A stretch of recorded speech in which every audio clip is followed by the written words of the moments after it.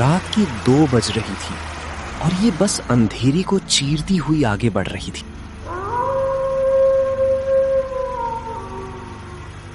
बस के अंदर लग रहा था कि सिर्फ 3 दोस्त बाकी रह चुके थे। अरे कंडक्टर, अभी बस में कितने पैसेंजर बाकी हैं? जी उस्ताद, सिर्फ 3 बच्चे बाकी हैं। ये आखिरी तीनों पैसेंजर कहां पर उतरेगा? पता नहीं उस्ताद, आप सब्र करें, मैं अभी उससे पूछता हूं। ये बात कहकर कंडक्टर धीरे धीरे उस पैसेंजर के पास जाता है। हेलो भाई, आप किधर जा रहे हो? क्या हुआ? हम तो वीरानपुर के गांव जा रहे हैं। क्या? वीरानपुर? और वो भी इस वक्त? वीरानपुर? क्या हुआ? तुम तो इतना घबरा क्यों गई? अरे तुम्हें पता नहीं है, उस रास्ते पर रात को आना जाना मना है। क्या? आना जाना मना है? लेकिन क्यों? लोग कहते हैं कि वो रास्ता 1 बजे के बाद लोगों को खा जाता है। रास्ता लोगों को खा जाता है? बाबा जी, ये पुरानी कहानी अब कोई नहीं मानता। हम कई बार इस इलाके से गुजरे हैं, हमें तो आज तक किसी रास्ते ने नहीं खाया। पहले कभी तुम इस वक्त यहां से नहीं गुजरे होगे बेटा। ये बस जिस रफ्तार से चल रही है, तुम्हें क्या लगता है ये इंजन की आवाज है? बेटा, वो सामने काली खाई का स्टॉप आ रहा है, हम बस वहीं तक जाएंगे। इससे आगे ये बस 1 इंच भी नहीं बढ़ेगी। काली खाई? लेकिन हमें तो वीरानपुर जाना है, वो तो यहां से अभी 20 किलोमीटर दूर है। 20 किलोमीटर हो या 2 कदम, रात के इस पहर वहां मौत बसती है, इंसान नहीं। वहां हर मोड़ पर एक साया खड़ा है जो मुसाफिरों का इंतजार करता है। तुम लोग जिद छोड़ दो, काली खाई पर उतरकर वहीं कहीं रात गुजार लो। जब सुबह होगी तो आप वीरानपुर चले जाओ। बाबा जी, आप परेशान ना हो, हमारे पास हमारी तीनों मोटरसाइकिलें बस की छत पर बंधी हुई हैं। हम जैसे ही स्टॉप पर उतरेंगे, अपनी बाइक्स निकालेंगे और आधे घंटे में गांव पहुंच जाएंगे। हमें किसी साए से डर नहीं लगता। ठीक है, अगर तुम नौजवानों को अपनी जान से ज्यादा जल्दी की फिक्र है तो जाओ। मैंने अपना फर्ज पूरा कर दिया, आगे तुम्हारी किस्मत। कंडक्टर की आवाज में एक अजीब सी यासियत थी, जैसे वो इन तीनों को आखिरी बार देख रहा हो। फिर धीरे धीरे कंडक्टर ड्राइवर के पास चला जाता है। क्या हुआ? कहां के मुसाफिर हैं? वही वीरानपुर के गांव जा रहे हैं उस्ताद। मैंने बहुत समझाया, लेकिन नौजवान है, खून गर्म है इनका, मानते ही नहीं मेरी बात को। वीरानपुर? क्या इन्हें पता नहीं कि वहां क्या हो रहा है? वहां तो खतरा फैला हुआ है। जिसने भी इस गांव की तरफ कदम बढ़ाया वो कभी पलट कर नहीं आया। तुझे पता है ना कंडक्टर, पिछले हफ्ते क्या हुआ था? हाँ उस्ताद, मुझे पता है। मैंने इन्हें बता दिया है कि काली खाई से आगे हम नहीं जाएंगे। मैंने ये भी कहा कि इस रास्ते पर सायों का पहरा है, लेकिन वो कहते हैं कि उनके पास अपनी मोटरसाइकिलें हैं, वो खुद चले जाएंगे। पागल हैं ये लोग। मोटरसाइकिल पर तो वो साए उन्हें और भी आसानी से जकड़ लेंगे। खैर, हमें क्या, हम काली खाई पर उन्हें उतार देंगे। बस अब सड़क पर रेंगने लगी थी। हेडलाइट्स की रोशनी बार बार धुंध में कम हो रही थी। दूर कहीं काली खाई का बोर्ड नजर आया। बस आहिस्ता आहिस्ता उस बोर्ड के सामने रुक गया। बस, हम इससे और आगे नहीं जाएंगे। समीर, हमजा, उठो, हमारा जगह आगे है। वो 3 धीरे धीरे बस से उतरते हैं। देखो बेटा, अब भी वक्त है। इधर रात को हजारों बलाएं घूमती हैं। यहीं स्टॉप के छोटे से कमरे में रुक जाओ। कल सुबह सूरज निकलने पर चले जाना। रात का वीरानपुर तुम्हें जीने नहीं देगा। शुक्रिया उस्ताद, लेकिन हमारे पास इतना टाइम नहीं है। सुबह हमें वहां पहुंचकर बहुत जरूरी काम है। आप फिक्र ना करें, हमारी बाइक्स की रफ्तार इन सायों से ज्यादा तेज है। हाँ बाबा जी, मिलते हैं वापसी पर। बेटा, जा तो रहे हो, लेकिन वापस आओगे या नहीं? यान, मुझे तो बहुत डर लग रहा है यार। अरे डर मत, कुछ भी नहीं है हमजा। बस के इंजन की वो आखिरी गूंज भी अब खामोश हो चुकी थी। धुंध की सफेद चादर ने काली खाई के इस सुनसान स्टॉप को अपनी लपेट में ले रखा था। अयान, समीर और हमजा अपनी बाइक्स पर सवार होकर कच्ची सड़क की तरफ मुड़ चुके थे। यहाँ दूर दूर तक कोई नजर नहीं आता। ओए हमजा, तू अब तक खामोश है।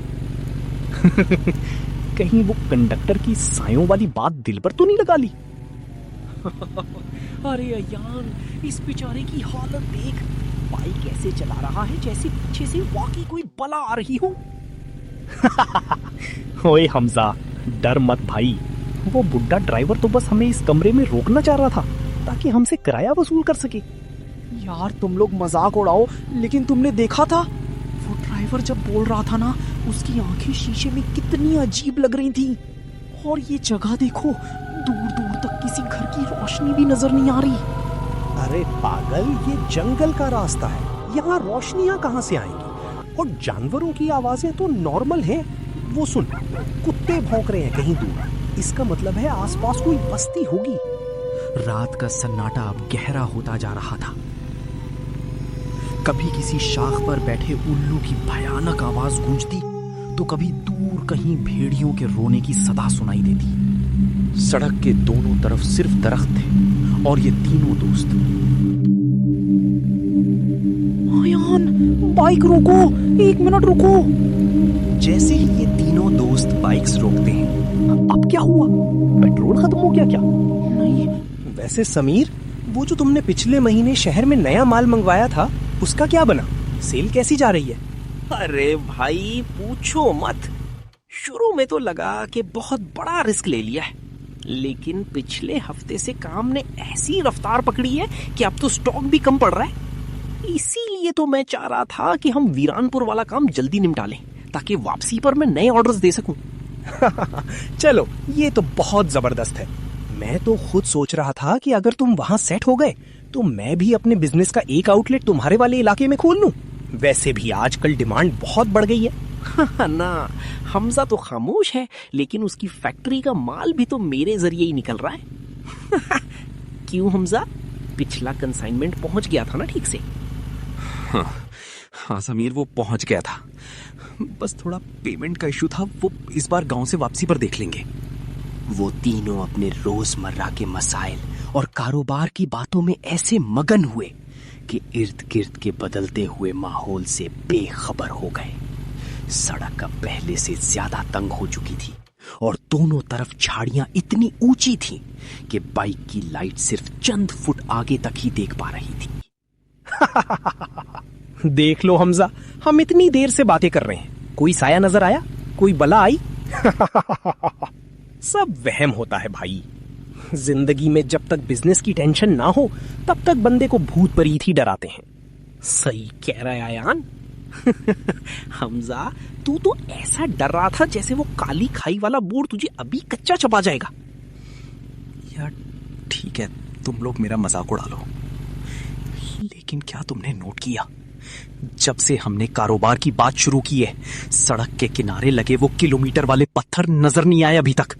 यार वो शायद मिट्टी में दब गए हों या झाड़ियों के पीछे छुप गए हों। ये कच्ची सड़क है ना, यहाँ की मेंटेनेंस कौन करता है? कारोबार की बातों ने थोड़ी देर के लिए माहौल को नॉर्मल तो कर दिया था, लेकिन सड़क खत्म होने का नाम ही नहीं ले रही थी। अयान बार बार अपनी हाथ पर बंधी घड़ी देख रहा था।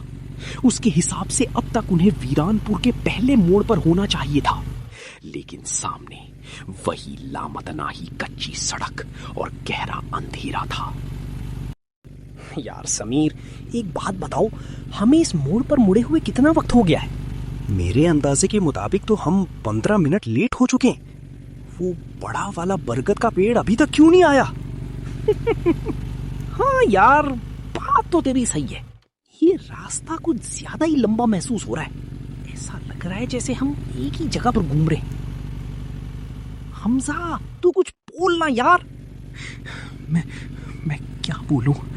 मैं तो कब से कह रहा हूं कि ये रास्ता ठीक नहीं है। तुम लोगों ने कारोबार की बातें शुरू कर दी, लेकिन मैं खामोशी से गिन रहा था। हम कम से कम 5 बार इस टूटे हुए रास्ते से गुजर चुके हैं।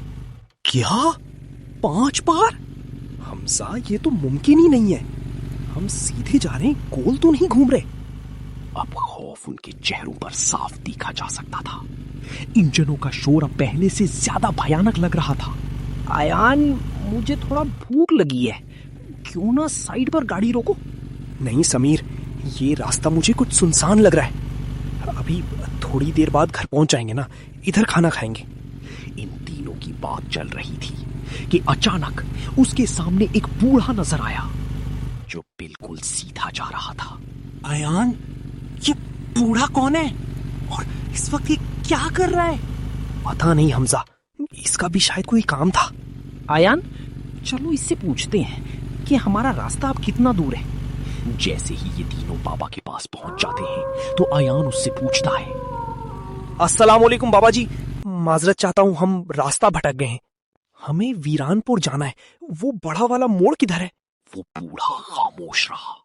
उसका चेहरा कंबल में छुपा हुआ था, सिर्फ उसकी सफेद लंबी दाढ़ी नजर आ रही थी।